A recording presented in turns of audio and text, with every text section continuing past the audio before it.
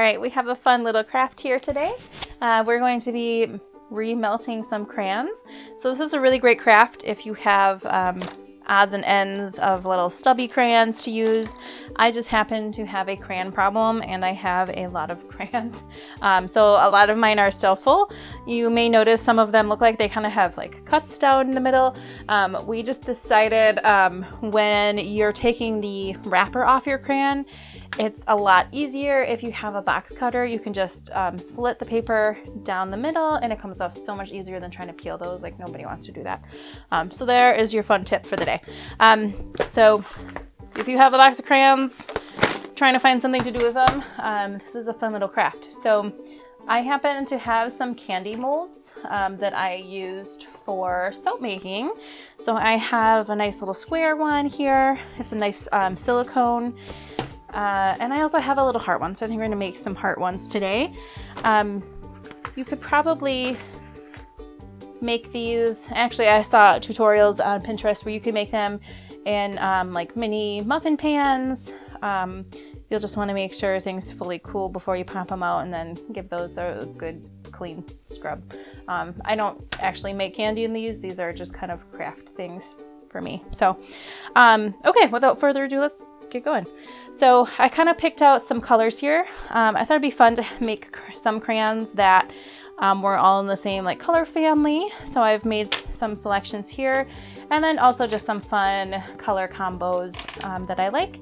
And one of the other things I read was it's kind of fun to put like little pieces of white and black into the different mixtures you have because it gives a nice little bit of contrast in with your crayon. So we're going to be making some of those today. So I just have them sitting out here. I'm going to cut them and then I'll probably just fill them as I go. So I'm going to move these over to the side.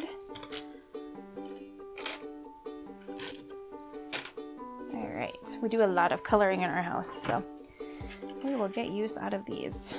All right, I'll do one of these fun color mix ones here. I have to confess, I don't know that I've ever cut crayons before. I usually just snap them, but I wanted to see, kind of do a comparison for my own benefit. If you have kind of like big chunks, if you just like snap them versus like if you have small little bits. I kind of wanted to see, you know, what the difference, how they turned out. One thing to note is you don't want to have too many different colors in your crayon because you'll just kind of end up with like a muddy color. So kind of maybe try and stick to 3 or 4, see how it goes, and you can kind of play around with that. So let's get these in little slivers and see how that goes. I'm kind of really curious to see how this turns out. So let's get going here.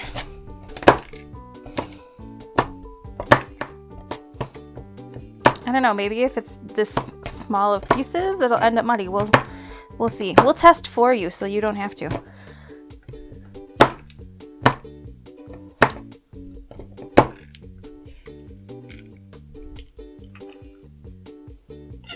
And you don't have to fill these all the way up to the top. They can be thinner crayons too. There are no rules.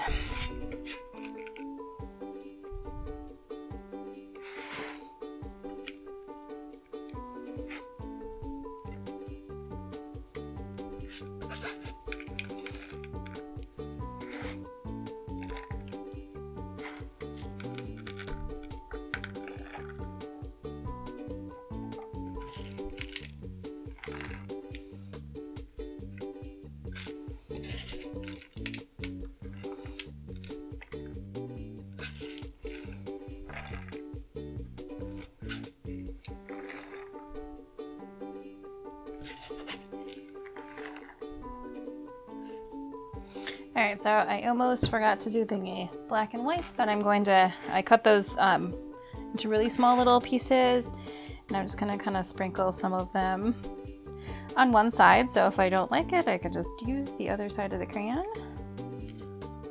All right, so now we just need to pop these into a 350-degree oven for about 5 minutes until we see that they have turned to liquid. Then we take them out, let them cool. Once they're cool completely, we can pop them out of the molds.